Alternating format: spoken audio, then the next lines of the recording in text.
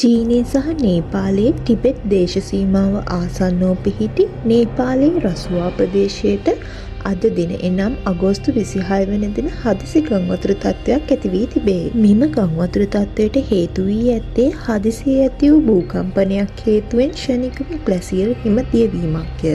මේ හේතුවෙන් ක්ෂණිකව මහා ගංවතුර තත්ත්වයක් ඇති වී තිබේ. මෙම සිදුවීමේ නවතම දත්ත අනුව 31 දෙනෙකුට දිවි අහිමි වී තිබෙන බවට වාර්තා වෙනවා. ඊට අමතරව 400කට අධික පිරිසක් තවමත් අතුරුදහන්. ඒ වගේම මෙම ප්‍රදේශයේ සංචාරක කලාපයක් බැවින් ගංවතුරට හසු වූ ප්‍රදේශයේ සිටින බවට තහවුරු වී ඇති සංචාරකයන් 291 දෙනෙකුගේ සහ මාර්ගෝපදේශකයන් ඇතුළු නේපාල ජාතිකයන් 93 දෙනෙකුගේ තත්ත්වය සහ ඔවුන් සිටින ස්ථාන පිළිබඳව සොයා බැලීමට දැනටමත් කණ්ඩායම යොදවා තිබේ. මෙම ඇති වූ හදිසි ගංවතුර තත්ත්වයේ හේතුවෙන් බෝත්කොෂී ගංගාව ආසන්නයෙන් ගමන් කර මාර්ගය සම්පූර්ණයෙන්ම වාහන සමගද විනාශ වී තිබේ.